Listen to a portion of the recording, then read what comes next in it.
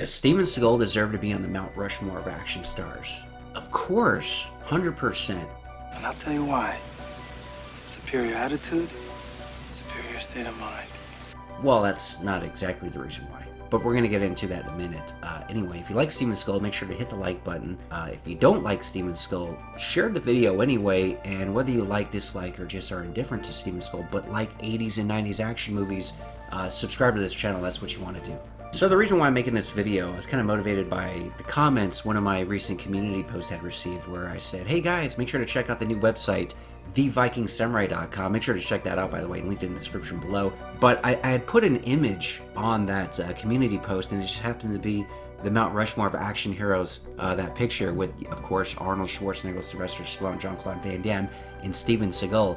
And, you know, instead of people really giving feedback about the website, which was what I wanted, though a couple of you guys did, most people just commented about, you know, like, oh, Steven Seagal shouldn't be on there.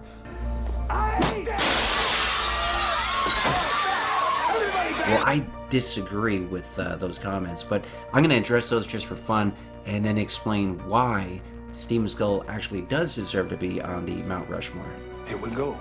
All right, let's see what some of you guys put on a why. I'm thinking Willis over Seagal. This other guy, AA, he said, yeah, screw Seagal. King Wilson, no Willis? He was considered part of the big three with Stallone and Schwarzenegger, especially during this period. Jackie Chan should also be up there before Van Damme and Seagal. Interesting. This guy, sorry bro, but Chan is heads and shoulders above all these guys in terms of pure action. By the way, I'm referring to his 80s and 90s films from Hong Kong, not his Hollywood BS. I'm cutting VS some slack with Stallone and Schwarzenegger because they are 80s icons. So the thing is, Mount Rushmore is, you know, a U.S. monument, so I feel you had to have good films in the U.S. market. So that's kind of why Jackie Chan's not on there. Just my reasoning. This guy, Lorik White. Seagal and Van Damme made better movies than Chan and had better success overall in the 90s, which I agree with. Pizza Prince. Jackie Chan above Van Damme. You're tripping. Carl Cansdale. Each to their own fella. I couldn't sit through a whole Chan film from that era. Whilst the action was good, the acting, writing, stories, direction were garbage. Not that JVD deserved an Oscar for any of his, mind you. Go fuck yourself. Yeah, that's the thing. Like, look, Jackie Chan did do great action, but I don't think he was in great movies. And Van Damme and Seagal were, and of course Arnold and Stallone were as well.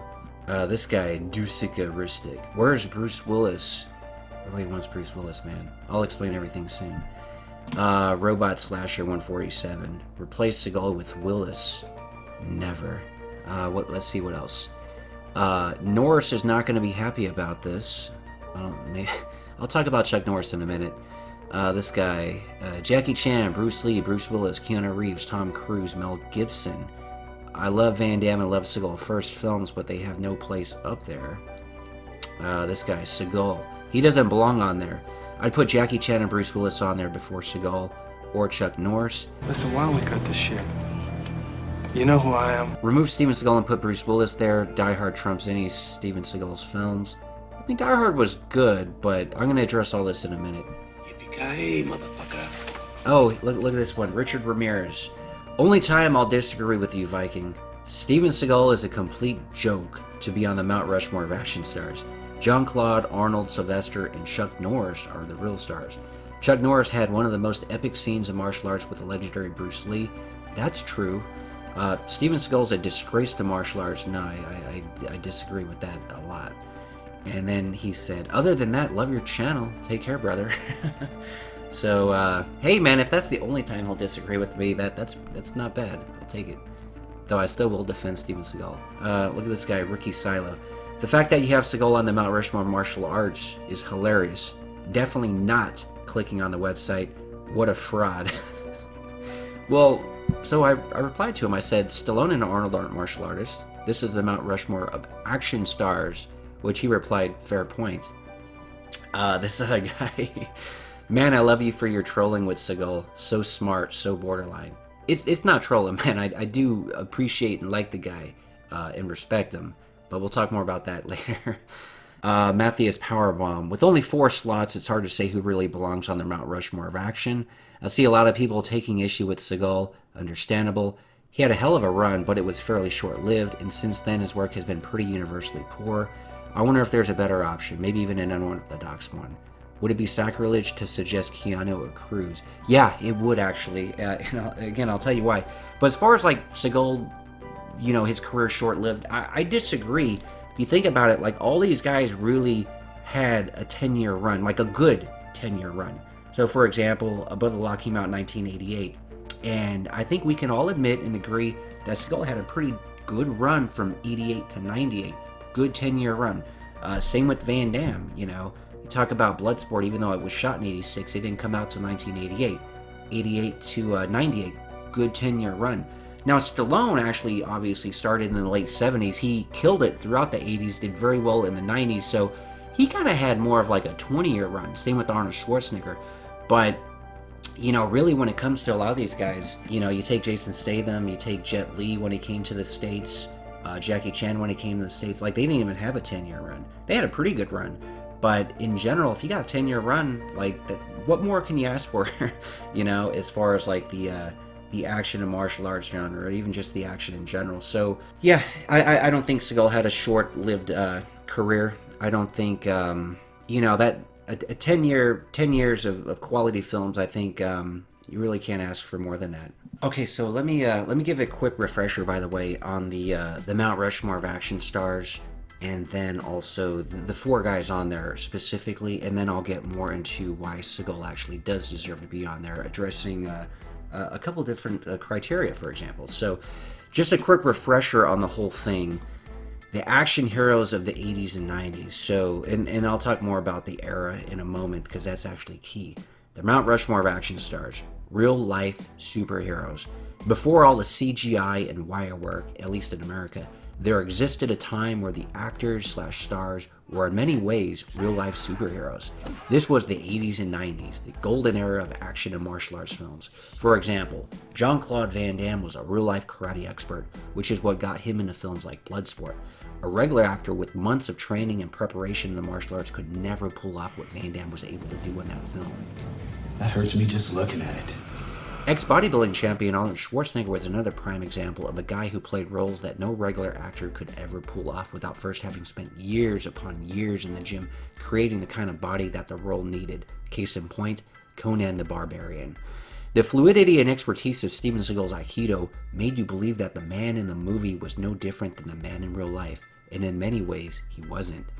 Sylvester Stallone's ripped physique and overall toughness made you not only believe, but know that he was the real deal who outworked everyone else in the gym. It was these guys and the types of training they did outside of the movies that inspired millions across the world to take up a life of fitness and or martial arts. There was a level of realism and legitimacy, both on screen and off, that spoke to many of us. Fans of the men from that era of films are what I call the Brotherhood. The real diehard fans are what I call action hero fan religion. So that's just a quick refresher. But as far as some of the criteria we're going to go over and why some of these other guys that you had mentioned on the list, like Mel Gibson or Charles Bronson, Bruce Lee, etc. aren't on the list, that's for a reason. I'll tell you why. So one thing I got to preface, this list is not at all about an individual's life like outside of the film, aside from like the training they would have done, right? Because that's one of the reasons why I'm on the list. But as far as like their personal life, that's not a criteria. You act Asian, you look Native American, your name is possibly Jewish. What are you? We're focusing on their body of work specifically within a given time period, and that's key because it was really about the 80s and 90s. I don't think anybody can argue that that was basically the best time that they made these kind of movies. The martial arts and the action films. They haven't did better since. They haven't done better before. So one of the criteria is you had to have great films from that era. So Bruce Lee obviously wasn't around in that era, and Charles Bronson did a lot of stuff before that. So that's one reason why those guys aren't on the list, because again, it's all about the era. they made the best films in the 80s and 90s in those genres. So basically, you had to have made films in those genres, great films, mind you, to be included on the Mount Rushmore of action stars. Now, some people have actually commented whether you have to be American or not, or even born in America. Well, no, because obviously you have to have Arnold Schwarzenegger on there. You have to have Van Damme on there, and neither one of them were born in America. You know, that qualification is more if you want to be president, which is, if you think about it, probably the only reason why Arnold didn't become president. A lot of people would have probably just voted for him simply to the fact that, hey, that's the Terminator. Of course we'll vote him, right? And as ridiculous as that might sound, when you hear people talking about like politics or electing certain people, like their reasoning for voting is actually quite more ridiculous than if I just say I'm going to vote for Arnold because I liked him in Terminator. I think people should take a test and understand everything before they're allowed to vote, right? Just like you have to take a test and get a license to drive. I don't think anybody who just turns 18 should automatically be allowed to vote anyway. Not going to get into that. Now, we also have to remember that the Mount Rushmore of action stars is a list of guys known for action movies. Like, you knew what to expect when you watched an Arnold film, and a Stallone film, and a Van Damme film, and of course, a Steven Seagal film. So this isn't a list of, you know, great actors who occasionally happen to be in great action films. So that's why, like, Mel Gibson and Bruce Willis and Wesley Snipes aren't on the memorial, because yeah, they've done great action films, but they're not known as like action stars. Whereas like that's how Stallone and Arnold and Van Damme and Seagal basically got their start. And you tie that in, you know, like, hey, there's a new Seagal movie. Of course he's gonna be breaking arms, shooting people, you know, beating people up. Van Damme's gonna be kicking people in the face. Arnold's gonna be blowing people up with the bazooka, and Stallone's probably just gonna rip your throat out or something. Like, you kind of get an idea of what to expect, right? Despite, you know, whether they wanted to branch out, which they all wanted to, and some of them actually did. I mean, even Steven Seagal talked about wanting to branch out very early on in his career. Will we ever see you on the silver screen where you don't hurt somebody? I hope so. Really? I hope so. I mean, I'd love very much to find, you know, Marathon Man or Witness or something like that. Those are the wonderful projects that we're all looking for, you know? Yeah.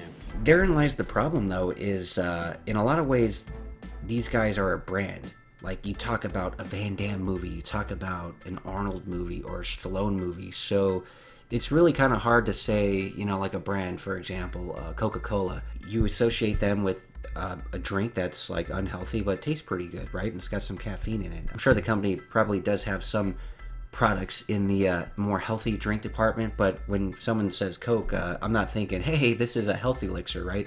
No. So when somebody says, hey, you want to watch a Van Damme movie, I'm not thinking, hey, oh yeah, of course, it'll be a romantic comedy, right? No, of course not. So that's why it's really hard for these guys to branch out. But again, that's also why they're on the Mount Rushmore of action stars, because they're a brand, you know, and you just associate them with a brand of, especially in that era, the 80s and 90s, you're going to get a great action movie. When somebody says Mel Gibson, something that pops in my head isn't just like, oh, I'm going to get such an amazing action film, right? Especially from the 80s and 90s. Like, no. You're probably going to get a good movie. It might be in the action genre, but that's not what I associate him with. And I don't think most people do either. Same with like Bruce Willis, etc. But at this point, you're probably still wondering, well, what about Chuck Norris? Doesn't he fit all the criteria? Shouldn't he be on that list? Well, kind of, but remember, we can only got 4 guys on there. So he kind of had to take one for the team. But all jokes aside, the reason why he's not on there is because he doesn't have a film nearly as good as, say, like Under Siege, both as far as like being successful or even the quality of the film. So Seagal's just had a better, more quality body of work in films than like Chuck Norris has. Now Chuck Norris has, he's had some pretty popular ones, but they're just not on the same caliber as Seagal or Van Damme. So therefore, I'm sorry, man, he can't be on the list. Now, as far as can the Mount Rushmore of action stars ever change? No, it can't, and I'll tell you why. Because, you know the old saying, like, if something's in stone, well, Mount Rushmore's in stone, literally. So it is what it is, man. These are the 4 guys. They're on there. It ain't changing. And it's not like they're going to make better action movies than that now. You know, again, that's the golden era. And those are the guys that did it. So comment below. Do you guys now agree that Seagal deserves to be on there? Or are you still saying no, not so much?